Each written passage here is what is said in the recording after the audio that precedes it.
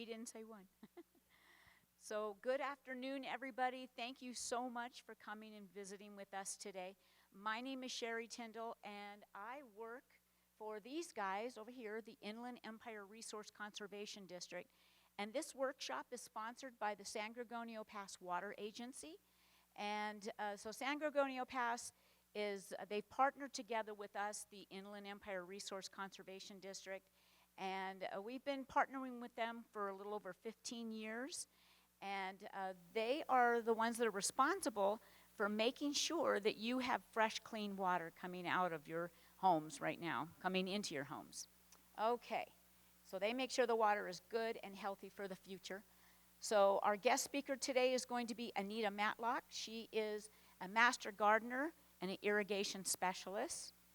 And let's see what else. Okay, so San Gorgonio Pass, it was established in 1961. And it is one of 29 different state water contractors. What they do is they manage the groundwater that is underground in the Beaumont and Cabazon Basin, which includes Banning. And their mission is to support supplemental water and to protect and enhance local water supplies for use by present and future users. And their service area is from Calamasa all the way up to Cabazon.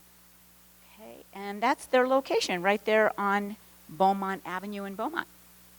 All right, so our communities rely on groundwater. This is the recharge basin. So San Gorgonio Pass, they import water from the State Water Project in Sacramento, and they take some of that water and they divert it to go into the recharge basins, and those recharge basins they absorb the water, and the water sinks down and fills up the aquifers that we have. Because out here in the Inland Empire, most of our water is groundwater. That's our number one source of water. And our supplemental water is the State Water Project water. So even though this year we had a lot of rain, which was so helpful, we still need to conserve water because you know us in California, especially in Southern California, we don't get as much rain through the spring and summer months and even into the fall, and so we're using the water that we just received. So, and we don't want to rely totally on the water from Northern California. Okay, so embrace the environment you choose to live in. It says you can by making water-saving techniques a habit for you, then you can help save water for now and for the future. And let me see here. Okay, so how much water we use. This is amazing to me when I did the research on this.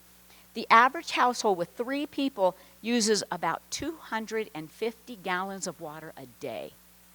So isn't that amazing? For all the things that we do, just 3 people in the house uses about 250 gallons a day. I don't know how many of us do this, but we probably do that. I know my husband does. And I would never do that, but some people might. So we have to be careful of that. So quick game we're going to play. How many gallons does it take? So first off, how many gallons do you think it takes to grow 1 apple on a tree? What do you think? To grow an apple on a tree, how many gallons of water do you have to put on that tree to grow 1 apple?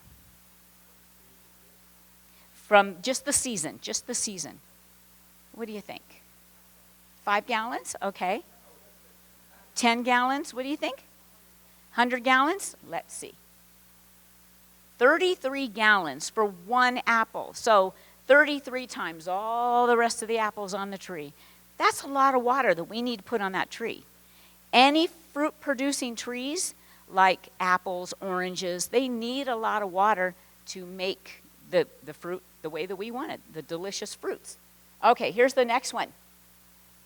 How many gallons of water for 1 egg? Now this one includes the food for the chicken having her food to eat, and also her water and the egg itself. How many gallons? No, not cooking, just the egg, just the little chickie. So what do you think, 10? Okay. 40? Oh, 50? All right, let's see. 50 gallons of water. Got to take care of that chicken, and then we have to grow the food.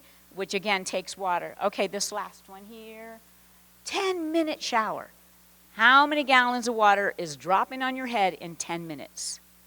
What do you think? It's not going to be 50. It's a lot less. What did you say, sir? 300? Oh. 100? Okay. See, now you guys are overgoing. 12, okay. 10. 25 gallons. 25 gallons of water in 10 minutes that's pouring on your head. Because actually, not a new shower head. Yeah, those are making, so it takes about 2.5 gallons of water a minute coming out of our faucets. Now these newer ones, yes, they're about a gallon, gallon and a half. But on the average household, 2.5 gallons a minute, which comes out of your shower or your faucets. So that is a lot of water. Okay, so again, today's speaker is Master Gardener Anita Matlock, and I'm going to turn it over to her. And, well, first off about myself, I am a conservation educator for the Inland Empire Resource Conservation District. I go to the schools in your area throughout Banning, Beaumont, Cabazon, and I talk to your grandkids about water. So I talk to the kids about how they can save water. So now we're here talking to you, and here you go, Anita. I'll take the remote. I'll take the remote.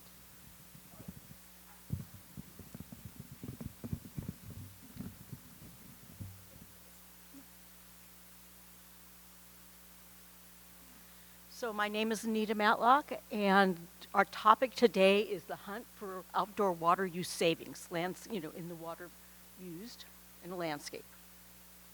So a little bit about my background. I started in the irrigation category in 1991. Yes, I was only 5 years old at the time, and I became a master gardener in 2003. In that same year, I started making wine, getting grapes and making it to wine. And so I was able to turn that into a commercial winery in 2016, and that became our encore career. And I'm still a speaker as a master gardener. I'm also a contract trainer to other water agencies, and I talk about saving water in landscape, irrigation, but I also talk about landscape, like turf to drip kind of transformation, landscape transformations. So we had all this rain. So do we need to save water? Yes. And so think about it as a bank account. The last couple of years, we were spending money that, and went through our bank account. And now we had some rain, so we kind of filled the bank account. But we still have not really completed our reservoirs. So that's what we're trying to do now. And when you think about water use, 60% of that water is outdoor use. And we should make every effort to save water in outdoor water use. And in 2015, when we had our last drought, Governor Brown did a proclamation, and he said, we're going to focus on California. Water conservation is a California way of life. Water conservation is a California way of life. So it's that whole habit of, we need to save water. Now, next year we may have El Nino, which means we might have more rain, but then we could be in a drought again for another 10 years. And I remember 2012 to 16, 17, basically every year, less rain and creating problems. So let me ask you a question. They talked about a water workshop. What did you have in mind? What did you want to get out of this?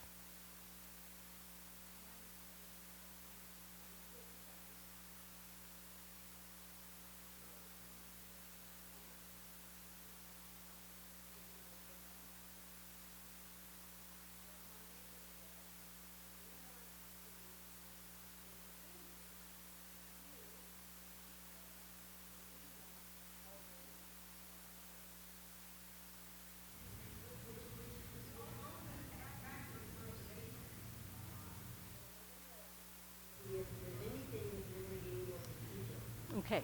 When may I say something? The sound in here is very poor because it comes down, so many of us can't hear you. Okay. Well, let me see if I can just hold it this way.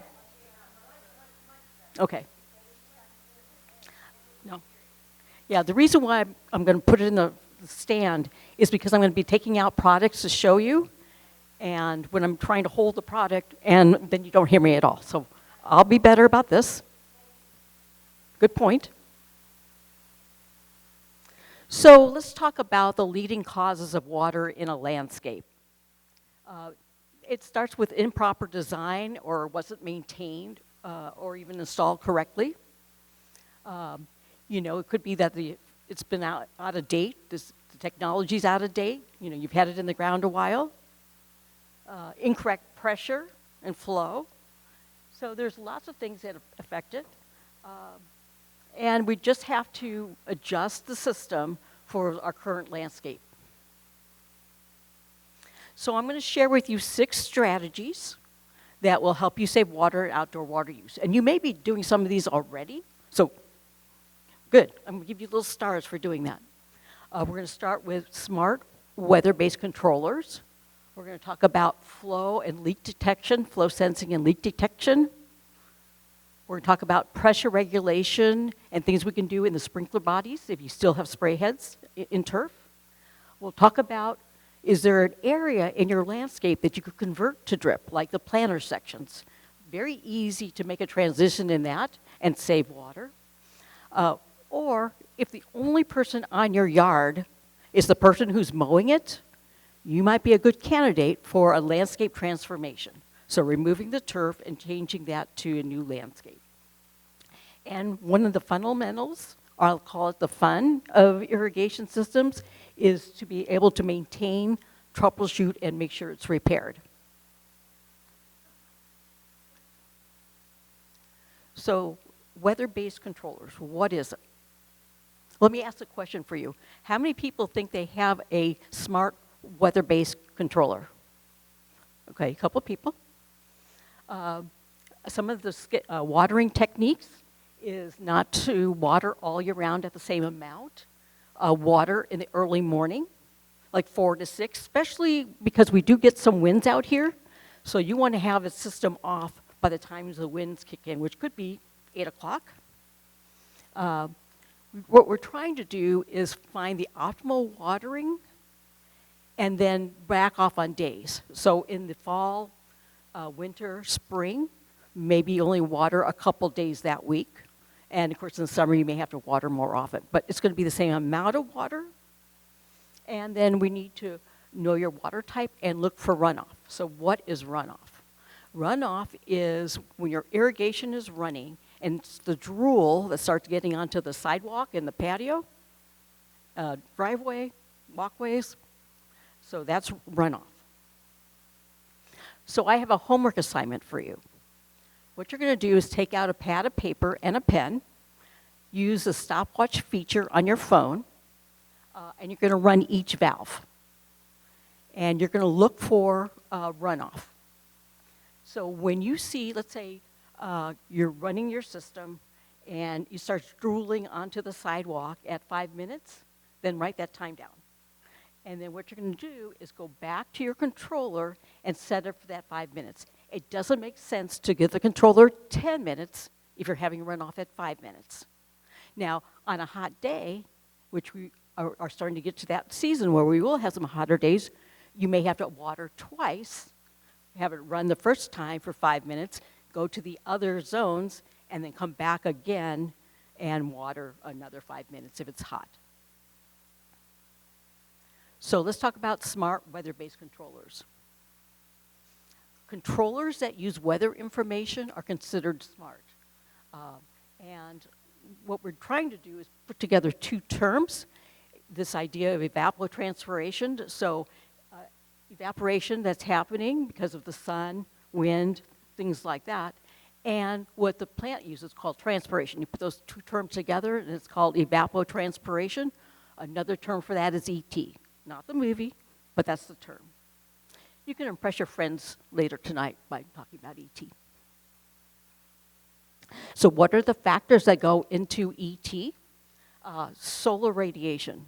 Solar radiation is how long a day, hours of the day. So think about it. A 90-degree day in July is about 14 hours of sunlight. In November, which we had Thanksgiving about 5 years ago, we had 90-degree days, but then it's only about 9 hours or 10 hours of sunlight. So you can see where in the fall, winter, and spring, you're not going to have to water as often because you're not going to have as much evapotranspiration. So solar radiation is the number one factor. Temperature, obviously, start getting a hot day. Think about the hair dryer and how that dries your hair. Well, a hot day with wind will definitely dry out your landscape. And then humidity. Now, there are two types of weather-based controllers. The first one is called an on-site sensor. It is where you have like your own little weather station on your property. But I would say the majority in the last, I'd say since 2015, has been these Wi-Fi enabled controllers. So what's nice about them is that you can get weather information off your phone, your pads, your laptops, and you can send information to them to change the schedule. I have examples of all this equipment I'll be talking about at the desk, and let me just show it to you.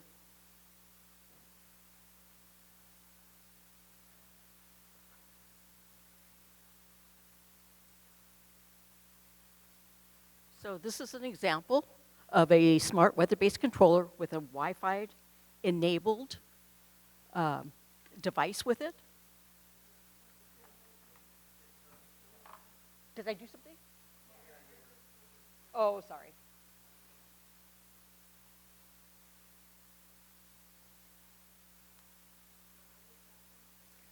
It's a Wi-Fi stick. There we are. So it's the controller, and it has a little Wi-Fi connected to it. So that makes it easier to talk to, your phone, your iPad. You can control it that way too. See what's going on. Okay. Did I have a question up here?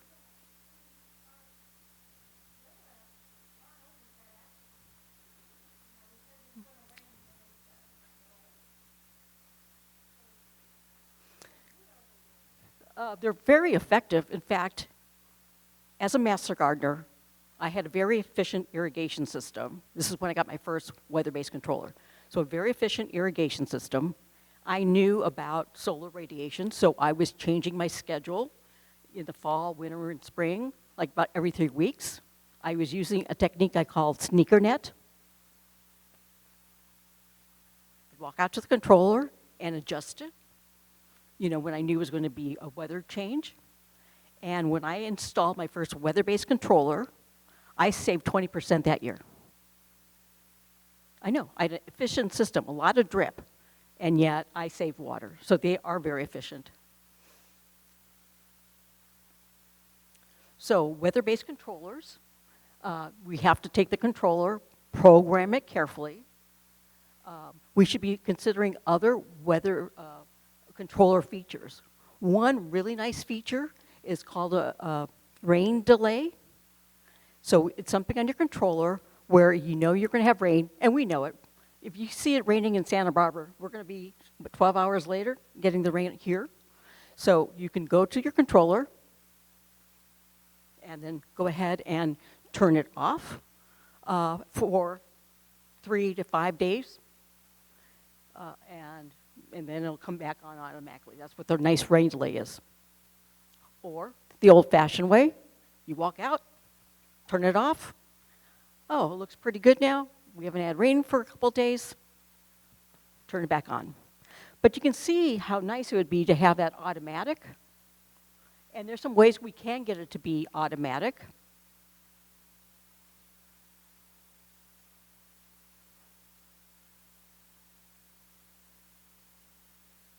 So does anybody know what this is? It's a rain shut-off device. So really, for a price of dinner out, you can get a device. This is an example of a wireless device, and it has inside a little sponge. So when it gets rain on it, so this is going to be hanging on the eave, when it gets rain in there, into the little sponge, it doesn't allow watering. In fact, in 2015, it became law that if it's raining, you should not be irrigating or for 48 hours after a rain event. So it has a way of stopping and not allowing rain. And I'm going to get on my soapbox. I hope you don't mind. People, please, your irrigation should not be running when it's raining.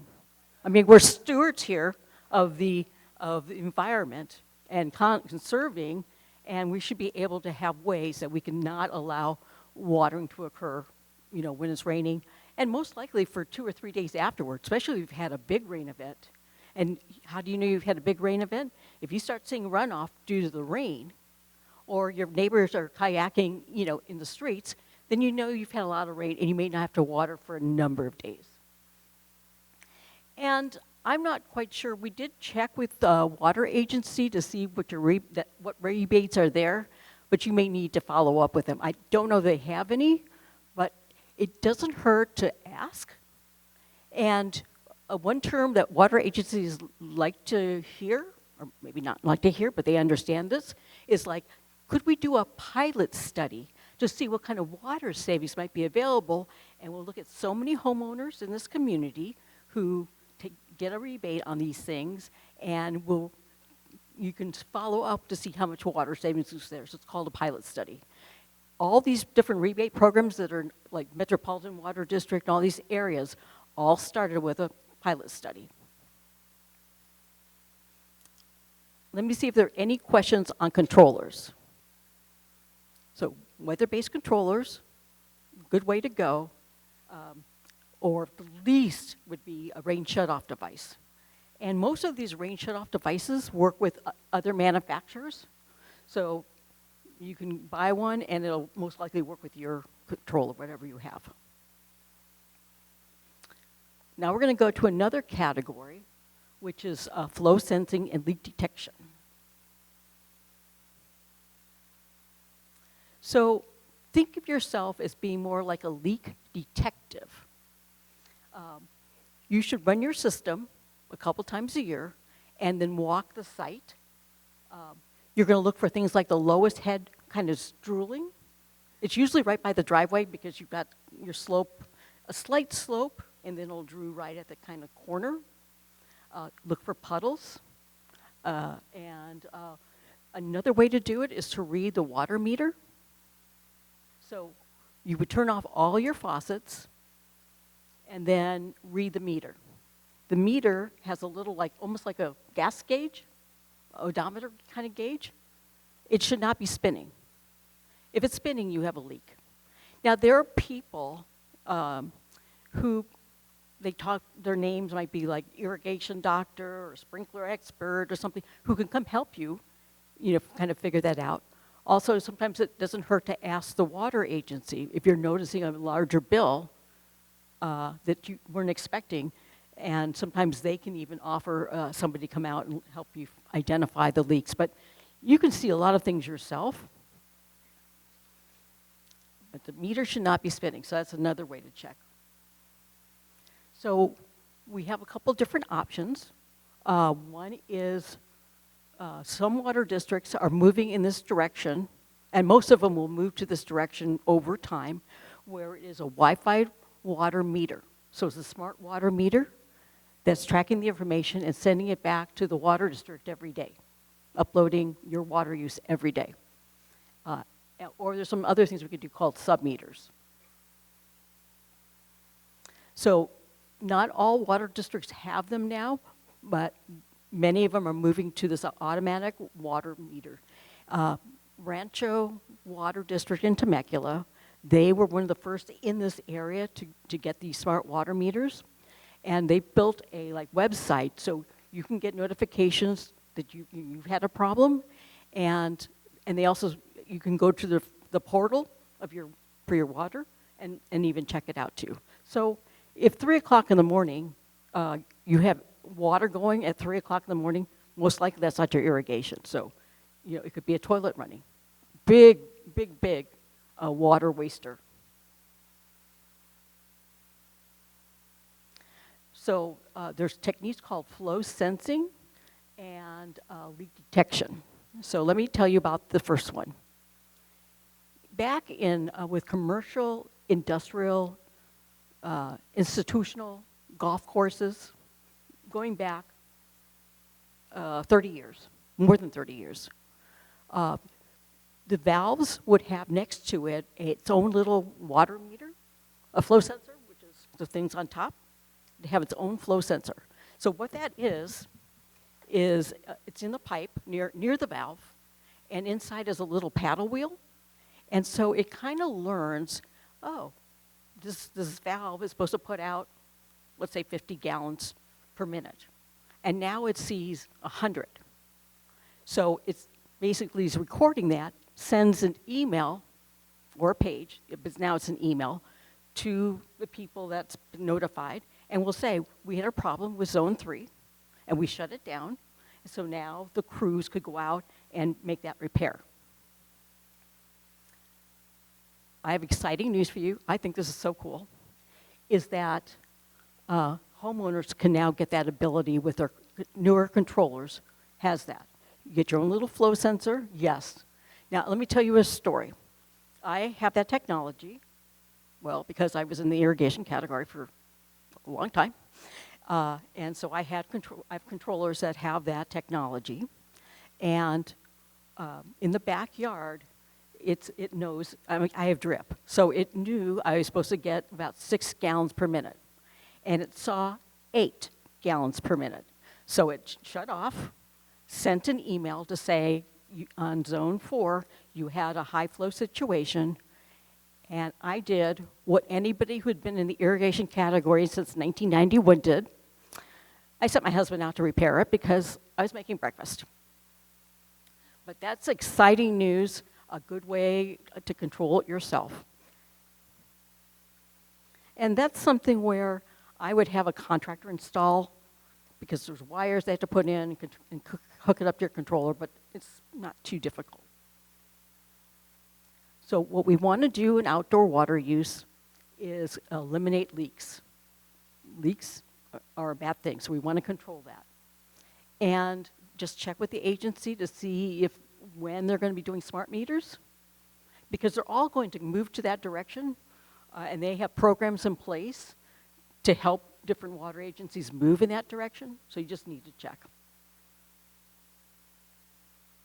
So let me stop here and see if there are questions about being a leak detector or using things like flow sensing in your controllers. I would recommend that you check your irrigation about 4 times a year. And I like to set up the idea of, as the season, if you just had June 20th, 22nd, so that's tied to moving to the summer months, and just check it those kinds, 4 times a year, in the fall, in spring, and just walk the site and look for runoff. Look for bubbling usually by a walkway or the driveway, because that's usually where your pipes are, and if they're broken, you could be talking about a lot of water wasted. Now, our next area is something we can do with existing spray heads.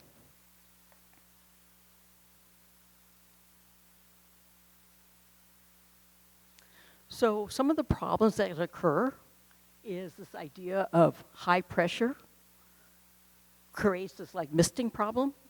So if your yard, when the sprinklers are running, looks like a cappuccino machine, then you have high pressure. So we can reduce the pressure in the heads. Now, this is an example of low pressure. We call this look donuts. Is a technical term. Looks like donuts. So I'm going to start with some equipment changes you could do.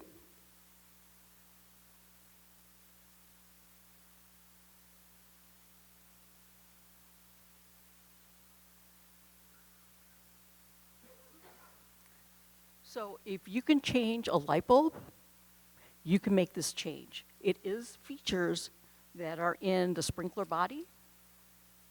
So this idea of pressure regulation, and that's what it's pointing to in that picture. And so basically you take out the old innards and you drop in a new innard that has pressure regulation and one other feature I'm going to talk about in a minute. And just drop it in, and now you're controlling the pressure. What's happening is, let's say you, and a lot of homes do have high pressure, like 70 coming in, and then it regulates it down to the optimal operation for the spray, for the fan pit spray, which is 30, or the rotating ones, which is like 45 pounds per square inch, or PSI.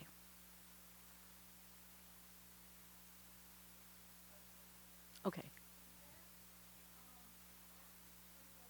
Yeah, each head would be changed out.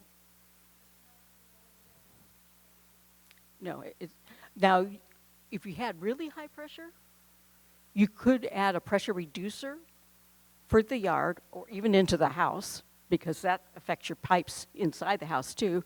Bring the pressure down and then regulate at each head.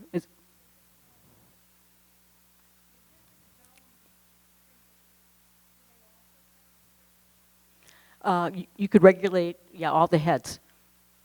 In residential, you could either reduce at the valve and then reduce at each head. But in residential valves, we don't have the feature to add a regulator at the valve. That's only at commercial applications. Okay.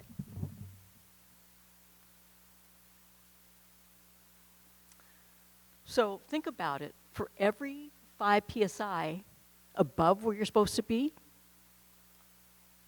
by reducing it to where it needs to be optimally, like 30 or 45, you're reducing the water use by 6 to 8%. So back in around 2015, I approached Metropolitan Water District of Southern California, and they had a program called Innovative Conservation Program. So they would help co-fund a project to study things. And so I said to them, how about if we study the benefit, like a pilot study, how about we study the benefit of pressure regulation versus non-zone? Blind study, and we partnered with Rainbird. And so what we did is at the University of Arizona in Tucson, we did 4 zones of spray heads that were pressure regulated and 4 zones that were not. We also did the same thing for rotors, 4 and 4. And it was a blind study because I didn't know which ones were which, but I was just looking at reports. So we ran the system at about 30 PSI. Didn't see much change in the flow rates, but I did notice some performance issues for 4 of the zones, like if the wind came up, because it was outdoors, if the wind came up, it looked like there was a little more going on, a little more inefficiencies. And then we did 4 that were regulated. And those, when we got to, let's say 30, when we got to about 40 or 45 PSI, you could definitely tell 4 of them were using way more water than another group of 4. And then when we got to 60, you definitely could tell the difference between those zones. And because of that research, the state of California, basically as of October 2020, basically said you could not buy a sprinkler head any longer that's not regulated. And it also is occurring in other states. So it was really significant. The EPA has supported this, so pressure regulation is a really good way to go.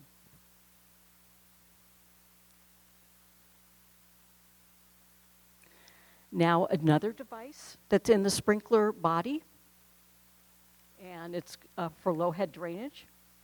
It's called a check valve. So when you go to, I'd go to a commercial irrigation house to get these. Take a picture of what your sprinkler's manufacturer is, because all the manufacturers have this equipment where you can get the check valve, which is on the bottom, and the pressure regulator all at once. And what it does is that low head, that's the one that's drooling right by the driveway, because of the slight slope, and you're going to replace all the heads in that zone.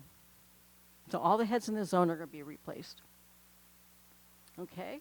And that's another way of saving water. That's the check valve feature. So things we can do to save water, yes.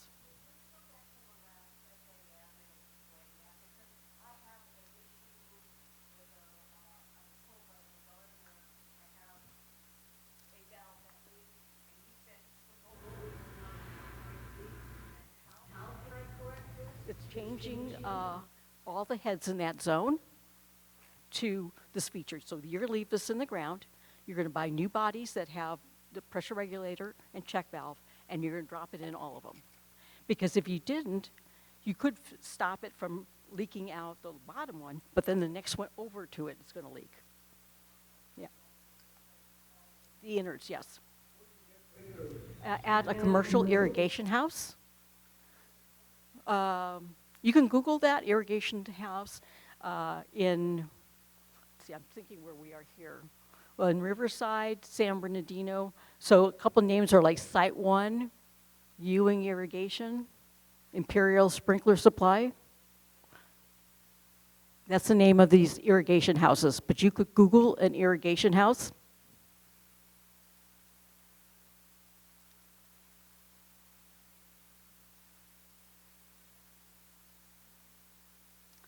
So this is where you could make changes at the sprinkler body. And if it's really high pressure, you would do it at the house and then each body. But if you're going to do all this work to improve your sprinklers, you might as well also change out the nozzles.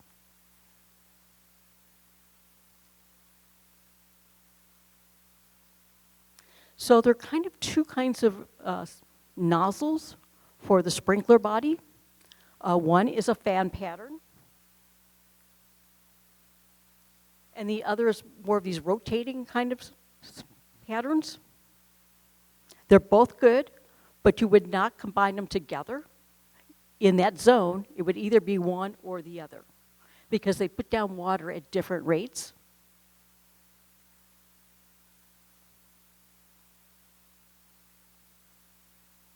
And so what we're looking for in high efficiency nozzles is we want large water droplets, we want a good watering through the entire pattern, and even distribution. And what we describe is even distribution is what we call distribution of uniformity. And it's basically, as a master gardener since 2003, they would teach us how to do an audit of irrigation, and it was sitting out little cans, like tuna cans, and then spreading them out the yard, and then, figure out are all the cans should be even, but if they're not, then you have a problem in a certain area. And then application efficiency is this idea of where am I watering? If my grass is here, then it should not be facing this way. It needs to be in the watering area. So we're going to replace the bodies. Let's improve the nozzles with high efficiency nozzles. We want to ensure that the sprinklers have what we call head-to-head coverage, head-to-head coverage, and ask the water provider, maybe it's a pilot study, if there are not rebates for nozzles.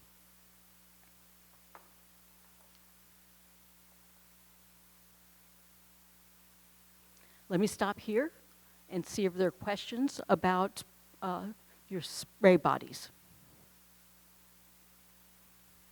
You can see why this is something most likely you can do, because if you can, just change out the innards, improve the nozzles, and you can really improve your performance. Now, here's another area for water savings, this idea of sprays to drip, where it makes sense.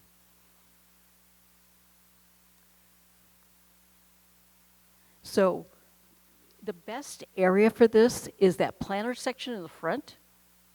the shrubs there.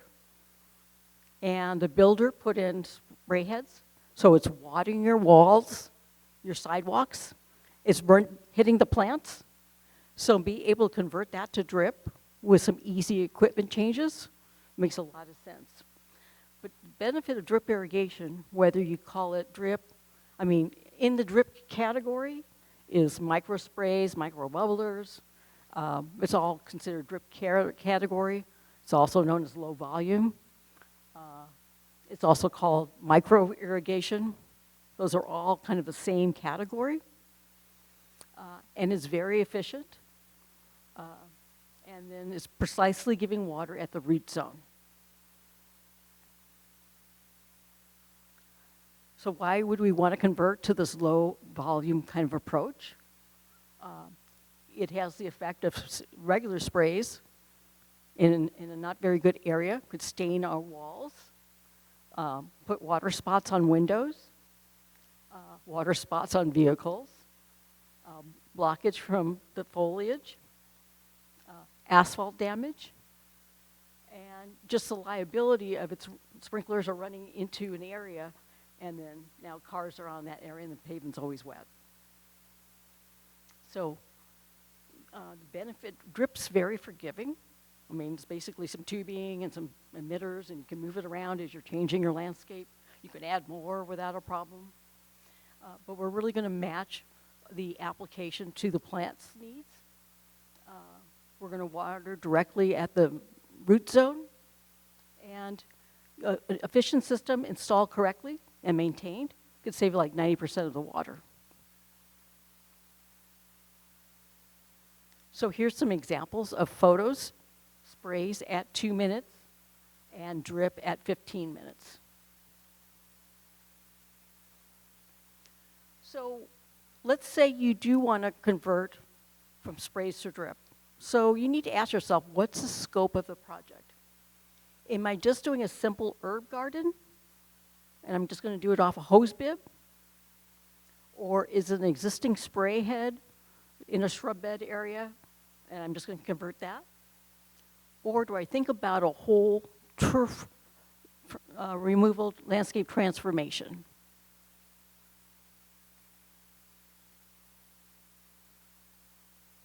So when we think about drip irrigation compared to conventional, a traditional spray, the flow was coming out in gallons per minute.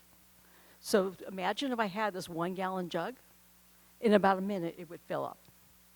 Let's say drip is gallon per hour. So I had that 1 gallon jug, and I had the emitters working on it, it would take an hour to fill it up. Which is why it's really critical with drip irrigation that we reduce the pressure and we reduce and we filter it, because you're talking about these little emitters that can easily clog.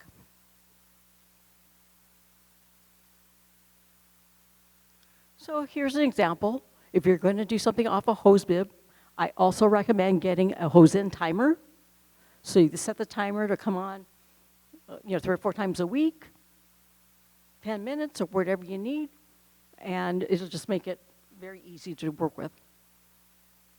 And this is an example of an edible garden, and this is actually my garden, my edible garden. So it's PVC. I did another one years ago that was wood, and the wood tended to rot out after time, so this made it a lot easier to use. And just go get my herbs, put them in there, and I'm good to go. In the back, on the right-hand side picture, far to the end, is rosemary. So I do have herbs also in the landscape itself. It's decorative, but then again, I have access to rosemary chicken, rosemary potatoes. Very easy to go get the herbs and use them.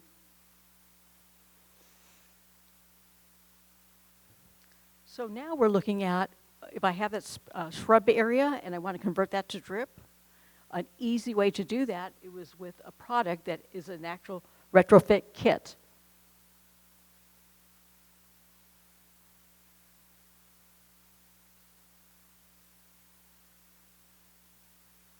So you can buy these kits either online or at an irrigation house, professional irrigation house. But this head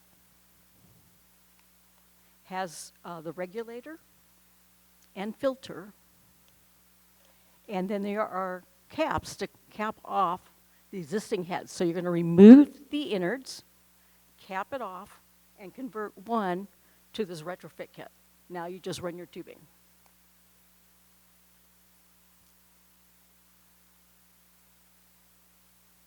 So as I mentioned, you're going to remove the innards from all the heads.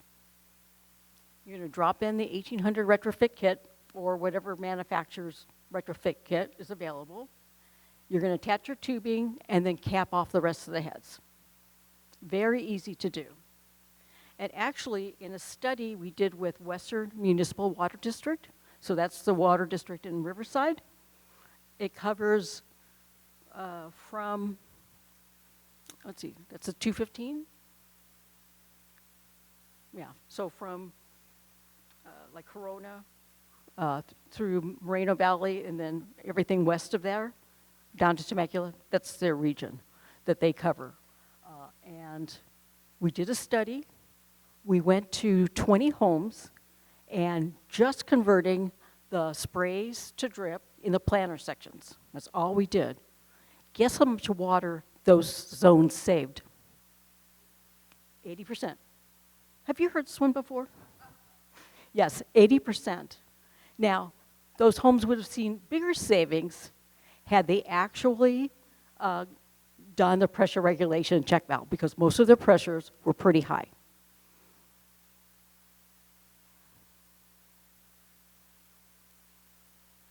And there are these all-in-one kits, so very easy to get a kit, has the fittings, has the tubing, and it makes it easy to convert those zones. Okay, so a big savings is converting spray heads to drip, like in a shrub bed area.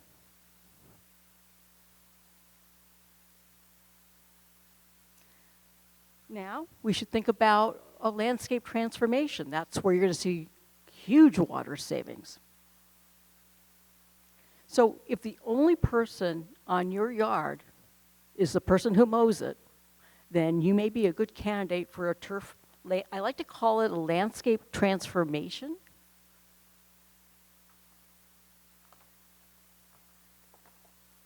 One of the prizes that you will hopefully win with the raffle is there'll be a book which is called the Landscape Yard Transformation. There's a chapter on irrigation, and I co-wrote that. So very important, and talks about how to do design. So it's all the steps you would do for a landscape transformation. How to maintain soil, which is very important. So there are 3 elements of a landscape transformation. There's going to be design, and design starts with you. What do you like? Who's going to install it? Are you going to bring in a contractor to do it? Or is it something where you might do a combination? They get the valves in, the new valves you're going to need, they run the pipes, and then they just get the zones ready for you. Kind of set up on a riser like this, and now you put in the tubing. You plant the plants, put in the tubing. As a master gardener, we did a program for a school.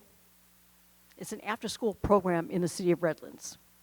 And I looked at all the piping, and I was in charge of the irrigation, and a couple other master gardeners were into the native plants.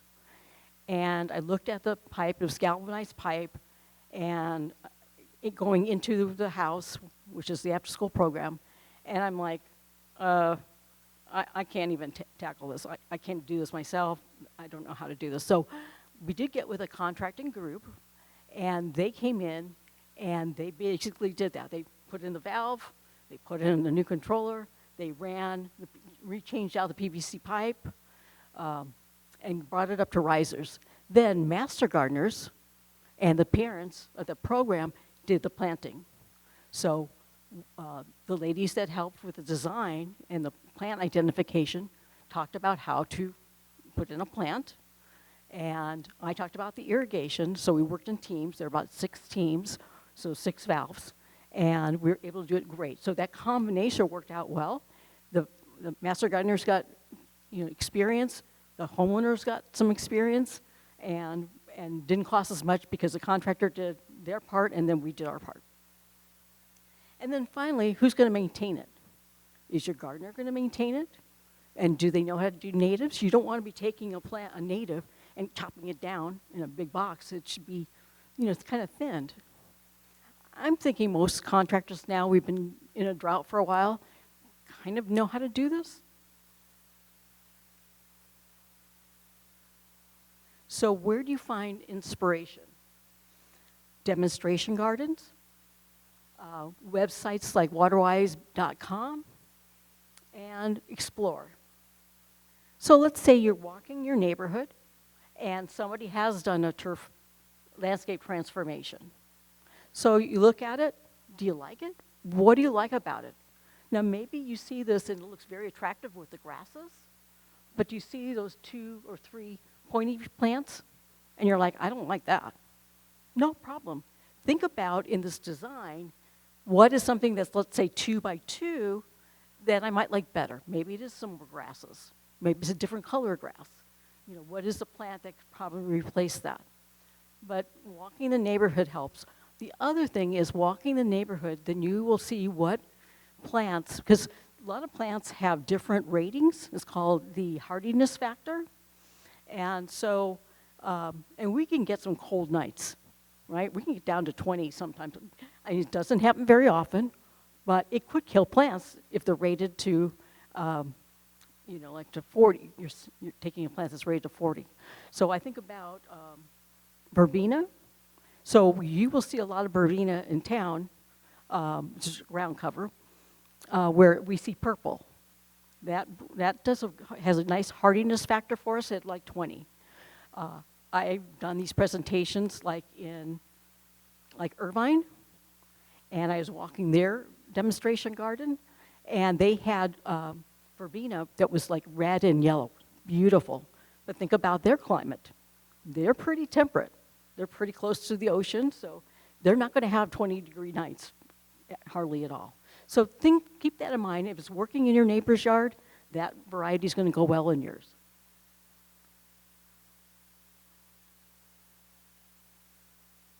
Now, how do you start with a design? First of all, you have to decide what you like, because you're going to have to communicate it to somebody.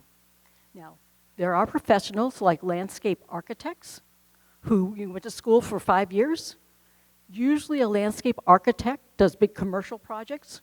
No doubt there was a landscape architect that designed this facility, our common areas, around the buildings, things like that. But there are some landscape architects that just do residentials. So you could probably find that. There's also a group of people that are landscape designers, and they are people who love plants, and they go through a certification process. Now, there are contractors. They're called design-build contractors.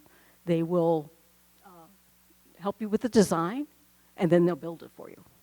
So that's a nice way to go. Water agency websites, so you can Google that, and you should be able to see lots of examples and steps. And for my yard, when I did the original design, just to be able to communicate with the contractor so I could, get pricing, for like $29.95. So this is back in about 2015. I know there's probably apps for this now, but I was able to buy a little software package, take a picture of my front yard, and then, you drop in plants. Think about when people show you how to pick the color of paint in your house, and you take a picture of your house, and then you can go in and switch out the colors. This kind of works the same way. So either a software or app, or if you got friends that are artsy, you start having them draw it out. But you're just looking for ways that you can communicate to somebody else what you want to get done. And most likely, since you're an HOA, you're going to have to submit plans. Yeah, so, and there's probably paperwork you know how to fill out and get your neighbors to approve it. I'm in HOAs myself, and so you got to get your neighbors on each side and somebody across the street to approve that. In fact, I'm on the landscape committee. I know who knew. And with this new program, each zone needs to have its own valve, and we call this hydrozoning. And this is actually my front yard. So there's some features in here I want to talk about. Well, one, I have the valves kind of on the back. I'll show you another picture, and the flow sensor. And then what I'm using is a principle of low impact development or sustainability development, and that is the rain from the roof is directed to my dry riverbed, and so it runs in there and then soaks down. Because the concept of low impact development is we're going to retain on our yard the first flush. So about 1 inch we want to maintain there if we can, or more. So because we have an area that's on one side has more sun than the other side, those are two valves. That's the idea of hydrozoning, more like plants together. This was right after it was installed, and it was full in a year. One other thing you're seeing, very important to these landscape transformations, is the use of mulch, about 3 inches deep. And what's nice about it is it does break down, and so every year you have to replace it, but it's actually feeding your soil. And a good soil, a healthy soil, helps your plants. The other thing we did is in the back is like a little patio, a little seating area that has pavers in there. So again, when it's raining, it stays on site. And this is the example of the valves.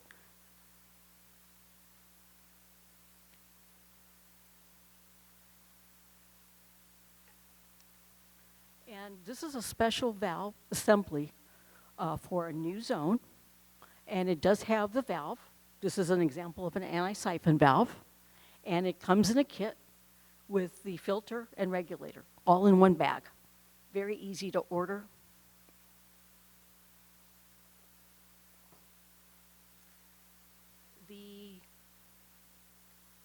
There's a purple valve cover, and that's a quick coupler, because I have access to irrigation equipment, so quick coupler. Shut-off valve, and then the flow sensing is in the black valve box.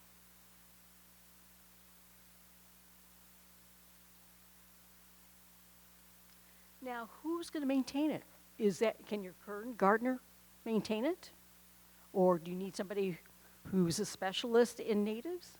Most likely, the gardeners today, I wouldn't have said that like 10 years ago, because I saw a lot of native plants that were just hedged off, and that's not right. But the gardeners today, I think they know how to do it, but just kind of keep that in mind.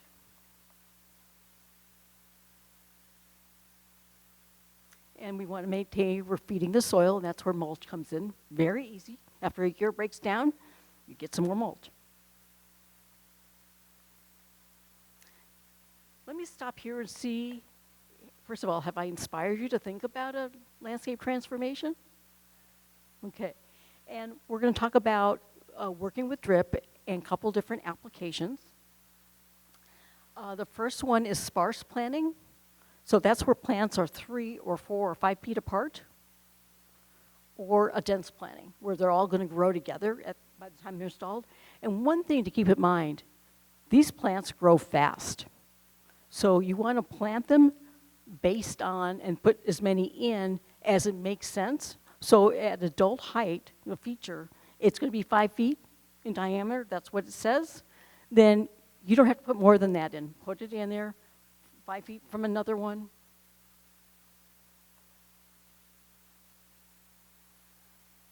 So sparse planting is 4 or 5 feet apart, minimum of 3, 4 or 5.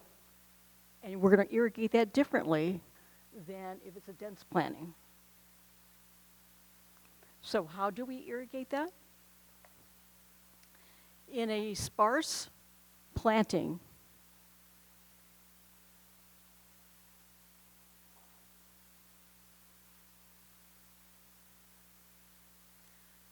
most likely we're going to use emitters, one emitter on each side of the plant, and we're just going to punch them in.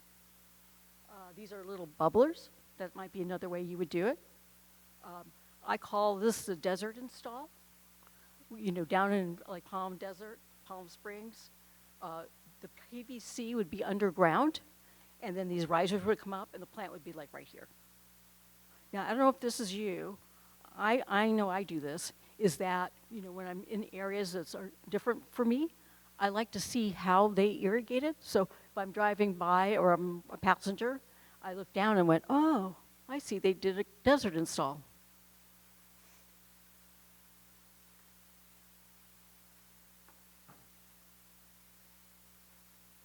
And if we are doing this kind of irrigation, if I'm one plant, I'm going to have an emitter on each side of me, about halfway under my canopy. Now, a dense planting, we're going to use something like drip line tubing.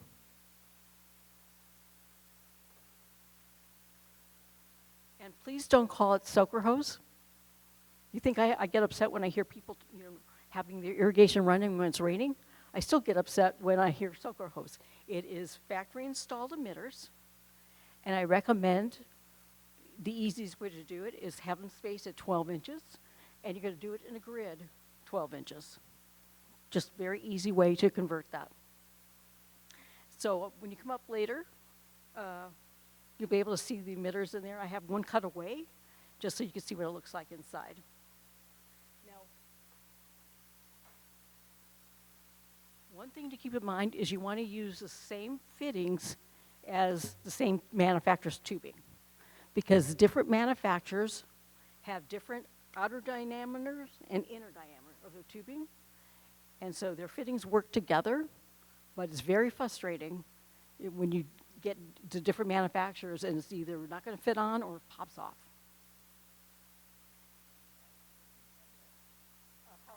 Polyethylene?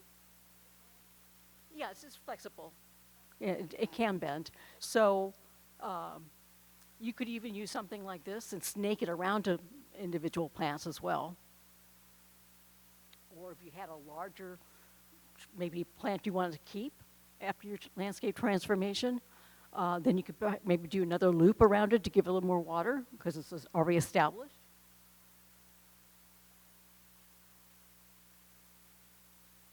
So I started in the drip category in 1991, and I would see people going to the bins and looking at all these drip products, and their eyes would roll in the back of their head.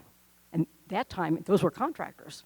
So there were a lot of different pieces and parts, but I want to break it down for you that's pretty basic. You have to weigh, the first part is the control zone. That's what's connected to the valve. And that is the valve connected to the controller. So you've got a control zone. You have how we're going to distribute the water from the valve out to the area you're watering. Now we have our emission devices, whether it's point source emitters or drip line. And then we need tools to make the job easier. So for new installations, we're going to go with a, especially in California, an anti-siphon valve and the filter regulator. There are control zone kits that are inline, but then you need an additional backflow, where this already has the backflow with it. These are examples of emitters. Different manufacturers have different, different colors, but they're all there. This is an example of how I call it the Marietta install. You know, when you're driving down the 215 going to Temecula, and you see lots of those slopes, that's how they're irrigating those slopes. Okay, that's just me. I look at that kind of stuff. Now, there are 1/4-inch tubing that you can put in a container It works really well. That's what I use in my containers. And in my containers, I have fruit trees, dwarf fruit trees, and I have herbs in there too. So I have a lot of herbs. So this is an example of the drip line, and here's examples of where you might use it. But certainly planter beds, anything that's dense, you can use the drip line. Also, it's good for raised vegetable beds. And tools help make the job go easier. So, outdoor water savings, landscape transformation, you're removing unused turf, and just rethinking about how do you want to use that space. In the example I showed you of my front yard, I was noticing that at Halloween, kids would come to the door, they'd ring their doorbell, then I'd have to go out and give them candy. And it's like, I don't know, it just doesn't seem right. So now, the only time we really use that patio is at Halloween, and we sit outside with the candy, and the little kids come. And I have to tell you, some of these costumes, I don't even know what they are. I have to ask. I don't know what these superheroes are, or, Marvel people, I don't know what it is, so I have to ask. They're looking at me like, oh, Lydia, you're pretty lame. Yeah. But I'm passing out candy, so deal with it. Yes?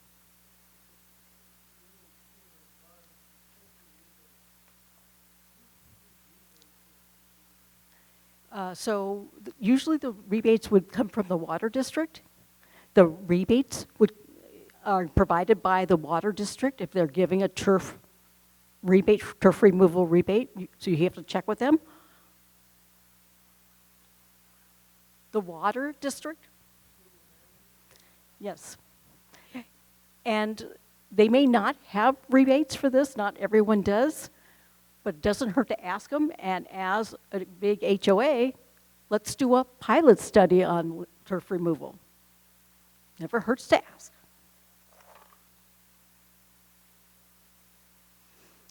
Now our last area is maintaining.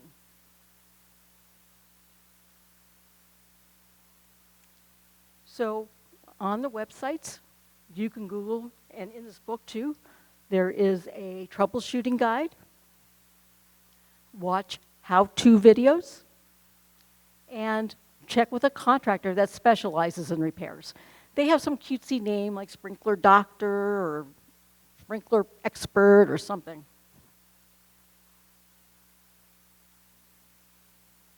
So it doesn't hurt to ask your water provider, are there rebates? And if not, can you, as an HOA, like your landscape committee or another group of people, just residents, get together and approach the water agency to say, we want to do a pilot study and see what they can do.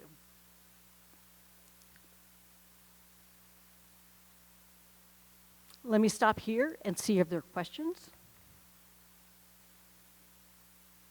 Yes.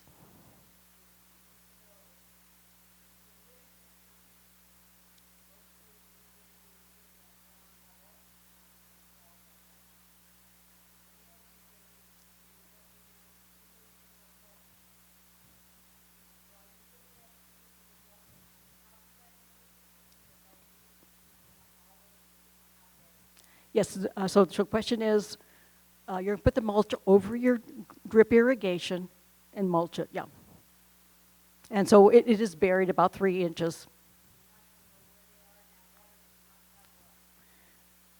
Unless you had a break, then it would travel up. A break, if your tubing line breaks, then you wouldn't see it. Yeah, it'd be kind of a flood.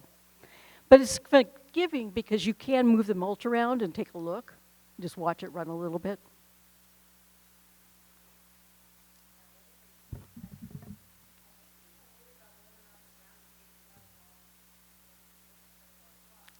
So I think that there's a real concern about and things happen, right?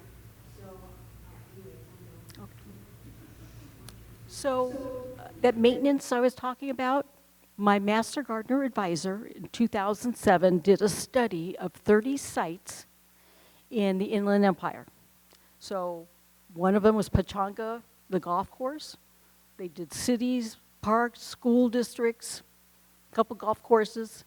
And all they did is make improvements to the irrigation system by making sure things weren't broken, making sure the heads were facing the correct way. Just some, instead of being on the driveway, they were facing where they were supposed to be.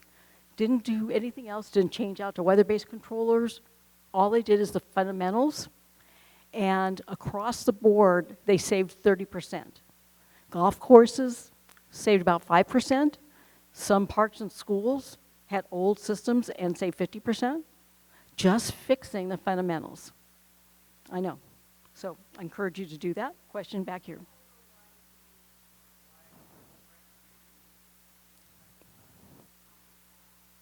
Okay. So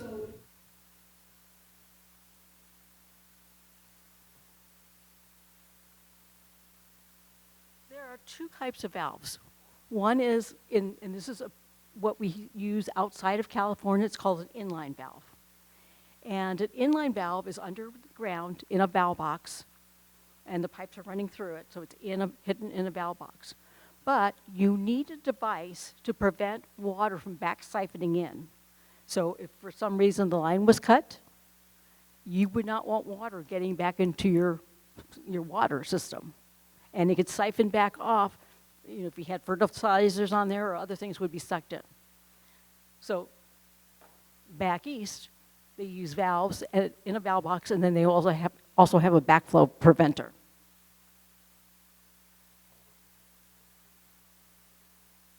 You probably have a valve like this. So this is a combination valve and atmosphere backflow preventer right there. And they're usually about next to your house, and they're about 12 inches above the ground, kind of right by the side door. Okay. So you need one or the other. This comes already with a backflow device, but you want to prevent.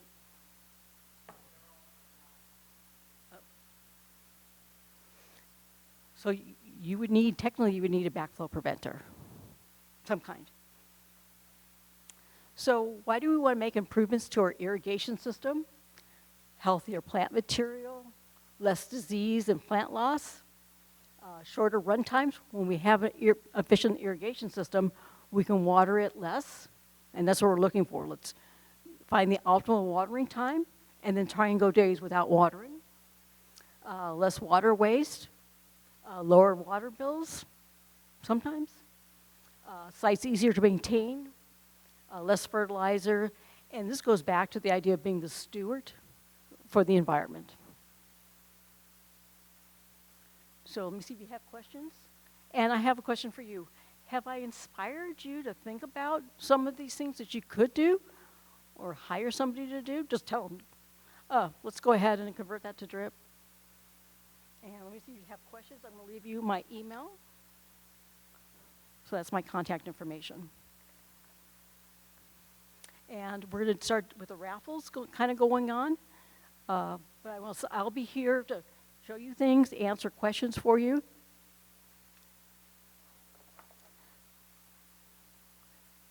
Sherry, do you want to come up? Okay. So Sherry's going to come up and help with the raffles. And there's some beautiful plants over there, as well as some of these books. And I'll be here to answer your questions. Thank you.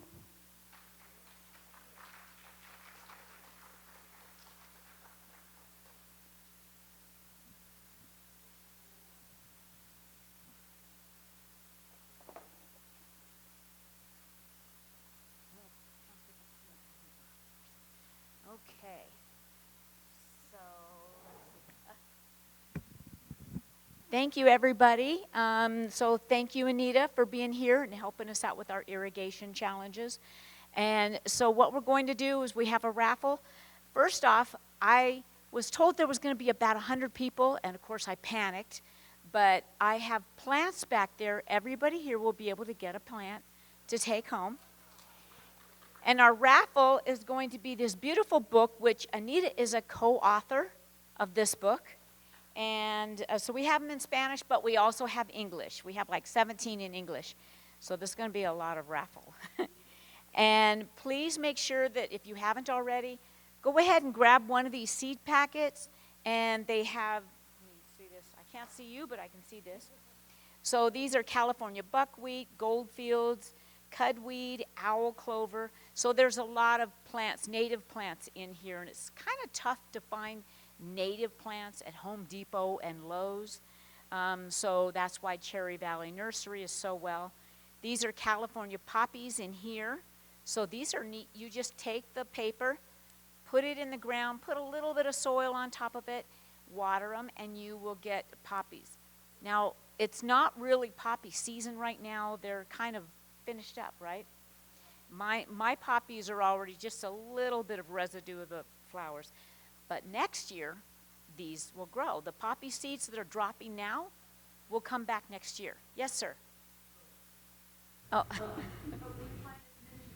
You can, yes. You can plant them this year, and then maybe next year they'll grow.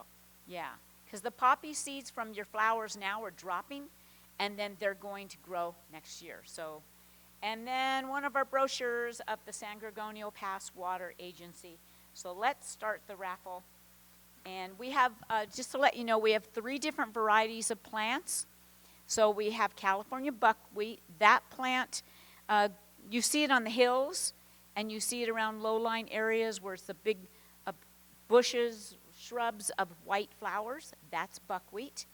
And buckwheat is very beneficial for California. It helps with pollination. Animals love it. California quails love to camouflage themselves in it. We also have goldenrod, which we have out there that are the smaller plants. And then also California brittlebush. And brittlebush are the ones you find around the riverbeds, right? And they have the stem with the yellow flowers. They're beautiful. But right now, I have 2 of these, so we're going to do 2 raffles for this. These are gift cards for Cherry Valley Nursery. So let's see, the first ticket. Do you want to choose the first one, Anita?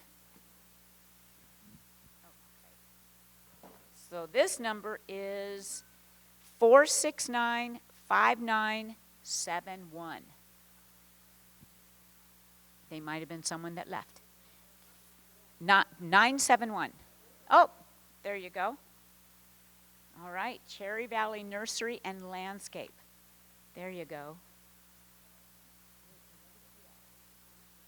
You're welcome. Yeah. All right, now the next one. See if I can just show up my little box here. Okay, this one is 957. Oh, good. Come on down. No? Okay, 957. Oh, here you go. There you go. Thank you. All right, and the other ones are going to be for the books. I believe we have 17 books. Is that right? Sochi? Hold on. Oh, okay. All right. Yes. That's good. Okay, there you go. That's what we have left, the books. So the books, we have 950. There you go. And if you'd like to go back to Sochi or Fukin, you can get your book. And then we have, because I'm going to do this 17 times, 965. 965. There you go. See the lady and the young gentleman in the back. And then we have 938. 938. Very good. Help yourself back there. 973. Oh, great. Okay, this is going quickly. So let me know back there how many books we have left. Because we're not going to do the Spanish ones unless somebody would like a Spanish book. Okay. 939. There you go, sir, in the back. And sticking together. That's why I'm looking at them. 966. Was that you? Great. Okay, and 952. I'm going fast, huh? 952. Nope. Okay. Then 974. 974. And just as we were talking about turf removal, I know that San Gorgonio Pass is going to begin a project of turf removal supplements, but I don't know exactly when, but they are going to be doing that. But if you'd like more information, your water provider here is actually the city of Banning. Yes. Turf removal, that's taking out the grass, and they will give you a certain amount of money to be able to transform it into the beautiful desert landscapes that we have. What's that? It depends on the city of Banning Water if they do it. So it's up to them if they provide it. The next one is 968. There you go. 968. And then we have 954. How many books do we have left? Okay, I think he said 10, right? I have to go like this. Okay, 948. And let's see, 937.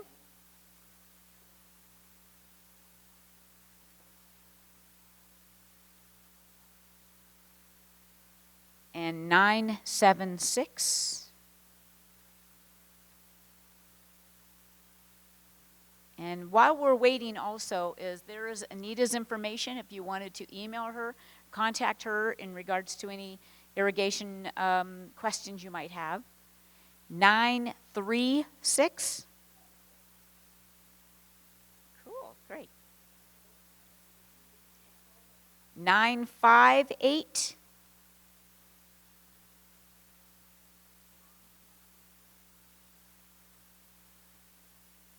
969. And 940.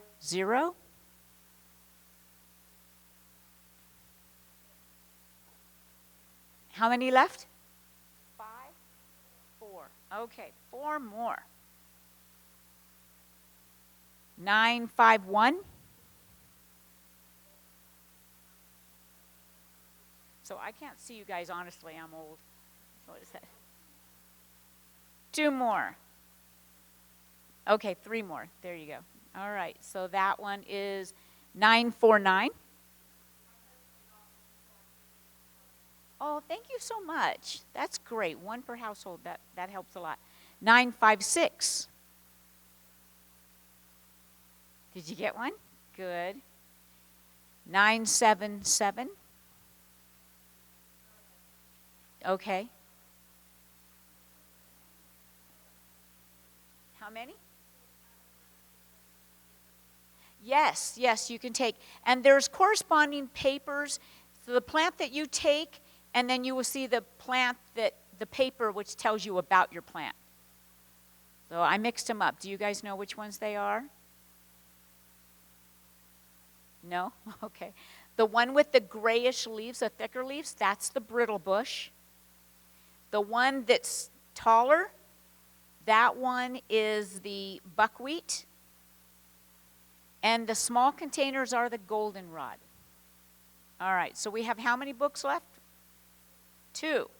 All right. How about 967? There you go. And the last one is 975. Oh, great. Okay, I told you we had the winning ticket. All right. Thank you all so very much for coming and visiting with us. Please grab your plant, cookies, and the seed packets that you have at the end there. And thank you, Anita, and thank you.